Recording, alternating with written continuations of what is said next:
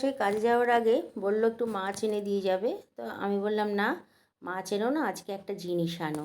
বলল কী জিনিস? আমি বললাম একটু করে অল্প করে একদম চিকেন নিয়ে আসো, সেই 250 গ্রাম কি 300 গ্রামের মতো। আর চিকেনের সাথে চিকেনেরই কয়েকটা আইটেম আছে, যেমন স্টমাক, যেটাকে আমরা কচকচি বলি, মেটে, এই দুটো জিনিস তুমি সঙ্গে নিয়ে আসো, আজকে আমি রান্না করব। তোমরা কে কে খাও এই দুটো? অনেকে অনেক কিছু খায় দেখেছি, মুরগির কোনো কিছুই বাদ দেওয়া হয় না। আমরা মানুষরা সব কিছুই খেতে পারি, আমি যেটা দেখলাম। হ্যাঁ, তবে আমি খাই না। এই দুটো জিনিস আমি খাওয়া শিখেছি আমার শ্বশুরবাড়িতে এসেই। আমি মেটেও খেতাম না বিয়ের আগে কোনো দিনও। আর এই যে কচকচি যেটা, সেটাও খেতাম না। তো এখানে এসে আমি শিখেছি, খেতে ভালোই লাগে, কোনো খারাপ কিছু নয়। তো ওই যে রান্না বসিয়ে দিয়েছি, একটু বেশি করে নুন হলুদ দিয়ে মাখিয়ে তারপরে মাছের মতো করে একটু কড়া কড়া করে ভাজা করছি। আর ওই যে কচকচিটা খেতে আমার খুব ভালো লাগে। আর মেটে খাবে আমার পুচকুগুলো, সেই জন্য ওদের জন্যই মেটেটা আনা। আর সব মশলা তো একদম জোগাড় করে নিয়েছি, আজকে জিরে বেটে নিয়েছি আর পেঁয়াজ কুচি করে নিয়েছি। পেঁয়াজটা একটু পরিমাণে বেশিই দেবো, কারণ আলু যেহেতু দেবো না। তো ওদিকে তো রান্না চাপিয়ে দিয়েছি, জল দিয়ে ঢাকা দিয়ে এসেছি। আর এদিকে আমার পুচকুগুলো খেয়ে দিয়ে একদম ঘুমিয়ে পড়েছে, সব টান টান হয়ে আয়েশ করছে। আর ওদিকে আমার প্রায় রান্নাটা হয়ে এসেছে, কারণ মাংসটা অনেকটাই সেদ্ধ হয়ে গিয়েছিল। এতটাই সময় ধরে আমি ভাজা করেছি, একদম ডিপ ফ্রাই মতন করেই করেছি। খুব ডুবো তেল না দিলেও তেল একটু বেশি করে দিয়েই আমি ভাজাটা করেছি, কড়া করে একদম লাল লাল করে। তারপরে এই যে শুকনো শুকনো করে রান্না করেছি, এইটা না এইভাবে রান্না করলেই খেতে বেশি ভালো লাগে, খুব টেস্ট লাগে। আর একটা অন্যরকম স্বাদ আনে। আর এগুলো যদি ঝোল রেখে দিই, খেতে একদমই ভালো লাগে না। তো রান্না বান্না তো আমার হয়ে গেছে, চলে এসেছি বাগানে।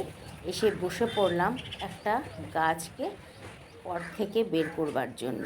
এবার গাছটা তো অনেক দিন হয়েছে এই টবে বসানো হয়েছে, গাছটা তো বয়স হয়ে গেছে মোটামুটি অনেক দিন। এই গাছটার বয়স 17 বছর সব মিলিয়ে। মাঝখানে একবার ছেটে দিয়েছিলাম।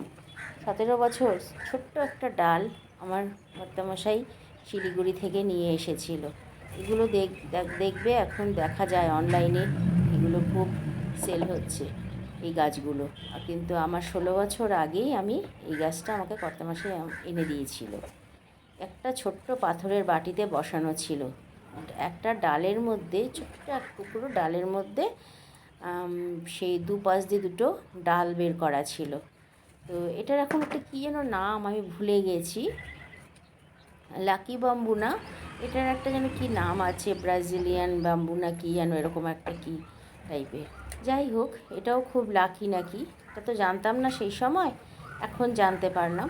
তো সেটা এত বড় হয়ে গেছে, মাঝখানে একবার বছর 3-4 আগে আমি ছেটে দিয়েছিলাম আর কি মাথাটা। তা আবার দেখছি এরকম বড় হয়ে গেছে। তো ওটা এখন যুদ্ধ করে টব থেকে বের করেছি।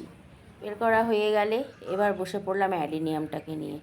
অ্যাডিনিয়ামটা না এবার সময়ের অভাব, যার জন্য আমি পেরে উঠিনি। এত গাছের যত্ন করতে করতে একা হাতে সব করতে হয়।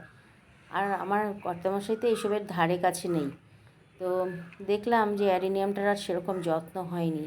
এমনি গাছের গোড়া খুঁচিয়ে সার দিয়েছিলাম, কিন্তু সঠিক সময়ে গাছটাকে আমি ছাঁটাই করতে পারলাম না, মানে ডাল ছাঁটা কাটা সঠিক সময় করতে পারিনি। গাছে কড়ি চলে এসেছে, ফুলও ফুটে গেছে, সেজন্য এবার আর কাটা হয়নি। ফুল ফোটা শেষ হয়ে গেলে তারপরে আমি গাছটা আবার ডালপালাগুলো কেটে সুন্দরভাবে চারা বসাবো। আমার এই একটাই অ্যাডেনিয়াম গাছ, ভেবেছিলাম এবার চারা বসাবো, তো সেই সময়টা তো চলে গেছে। এখন কিছু মিশ্র সার এর মধ্যে দিয়ে দিলাম।